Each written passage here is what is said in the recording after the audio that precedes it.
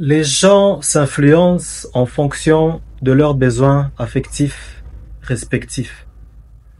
Ce fait a l'air banal, en surface. Pourtant, pour les gens qui veulent devenir quelque chose de bien précis, ce même fait peut faire la différence entre échouer et réussir.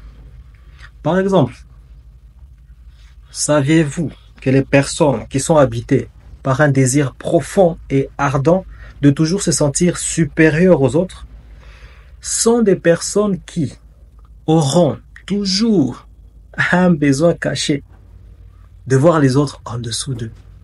Ces gens seront généralement de nature à rabaisser les gens qui les entourent, surtout ceux qui n'ont pas les moyens de se défaire de leur indépendance.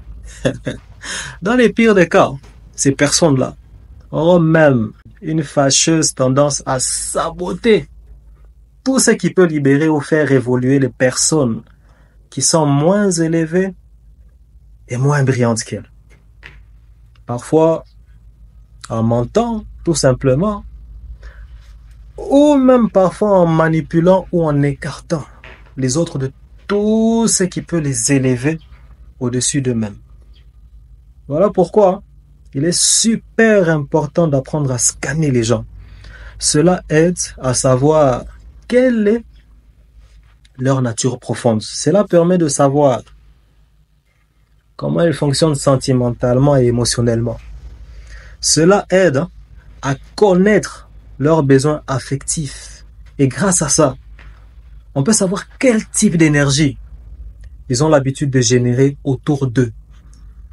Une fois qu'on sait tout ça, on peut alors savoir comment gérer les rapports qu'on a avec eux, tout en sachant, bien sûr, s'ils sont animés par des forces qui peuvent nous construire, ou si plutôt ils sont animés par une volonté nuisible pour ce qu'on essaye de bâtir, et qui a pour but de façonner notre existence comme on l'a choisi.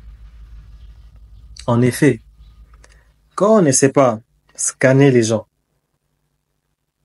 on devient aveugle face à la nature profonde des forces dominantes, parmi lesquelles celles qui les animent, et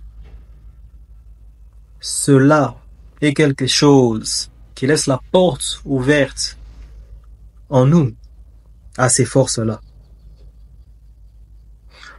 Cela au point où malheureusement, ces forces-là peuvent finir par nous atteindre alors, et aussi par agir sur nous au point de nous transformer, non pas en ce que nous on voulait devenir, mais plutôt en ce que eux,